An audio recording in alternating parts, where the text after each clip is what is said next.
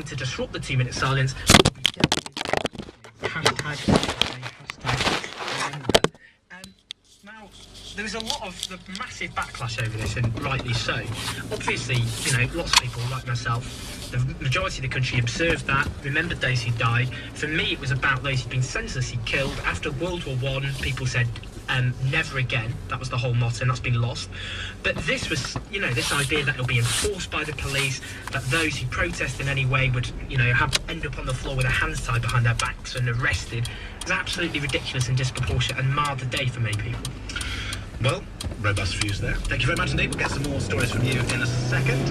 Also, we'll find out what's happening at the Lord Mayor's Parade as well.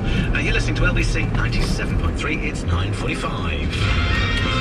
And in the LBC 97.3 Travel Centre, here's Anne Reid. Hello there. With the Lord Mayor's show today, the City of London is going to be shut to all traffic till about 4 o'clock this afternoon between Bishopgate in the east, Embankment in the north, Kingsway in the west and Barbican in the north. The area west of Farringdon Road will also be shut till 6 o'clock. Now, because of this, there are many delays on the approach to the closures. Very busy in Shoreditch, just around the old street roundabout.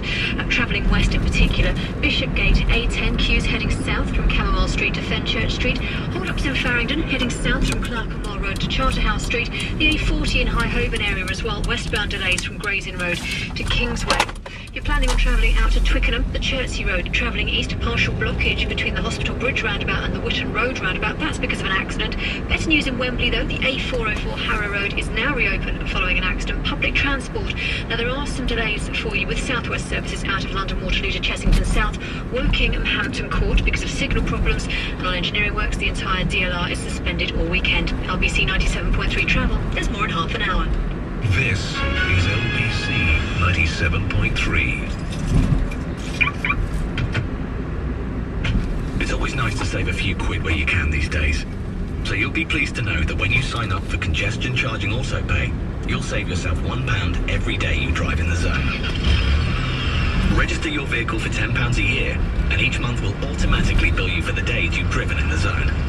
So, not only will you never get a fine, but you'll also be saving money. Register for autopay at cclondon.com.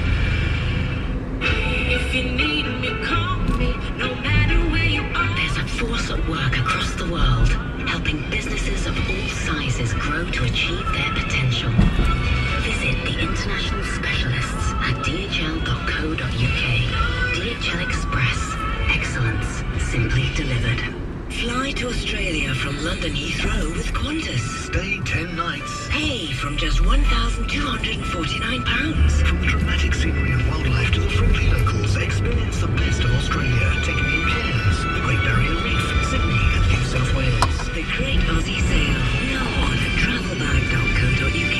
For travel between the 1st of May and the 20th of June 2012, prices are per person, twin share. Conditions of booking fee may apply. Travel bag. Be inspired. Be amazed. Be there. Would you love to get your hands on a brand spanking new Mini, but think that the payments would be too expensive? Well, you'd be pleasantly surprised to hear that right now the cost of a new Mini is lower than you thought. Much, much lower. To see how low all our finance offers are, go to mini.co.uk/offers. Mini makes sense. Can't come any lower. Terms and conditions apply. Representative 7.1% APR. Finance subject to status. Over 18s in the UK only, excluding Channel Islands. Guarantees and indemnities may be required. Finance provided by many financial services.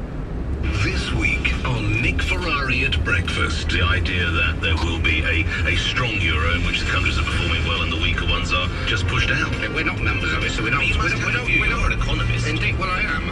And you're a sage. Well, you're flattering me into saying something indiscreet, but the way in which You're never known for that. You wouldn't run your business like it, and you certainly wouldn't run your home like it, would you? Have no idea how many terrorists and criminals entered the country in the latest Borders blunder. It's been declared unfit for purpose. Arguably, one of the most shameful admissions you'll ever hear from a Home Secretary. In the studio with me is former Metropolitan Police Commissioner Lord Ian Blair. There's something that's got into the atmosphere after the summer.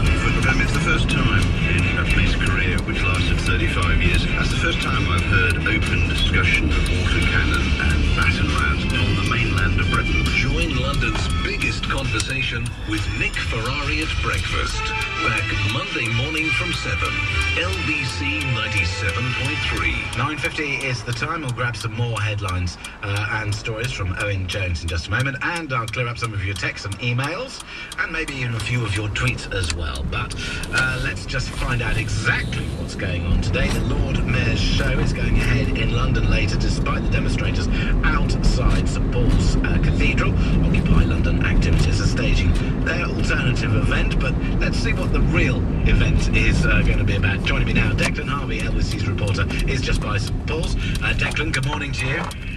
Good morning, James. In fact, we're just after turning right onto the Holborn Viaduct. As I was coming over here this morning, I was met along the way by around 400 men on horseback, and they're of course coming from the barracks and Horse Guards parade. And we're the band to the front, the soldiers. You look at the Blues and Royals to me in the middle, towards the back. Then we have a number of gentlemen, about 50 of them, in all sorts of different costumes. Some look like old-time 1950s sailors. I'm sure that's not the effect that we're going for. They have to excuse me. Others look remarkably like William Tell. But we're making our way over towards the start point of this parade. It all kicks off at 11. These guys leave the barracks timed precisely. And to give you a sense of the numbers today, well, the procession includes 1,200 children, 385 volunteers. There's going to be several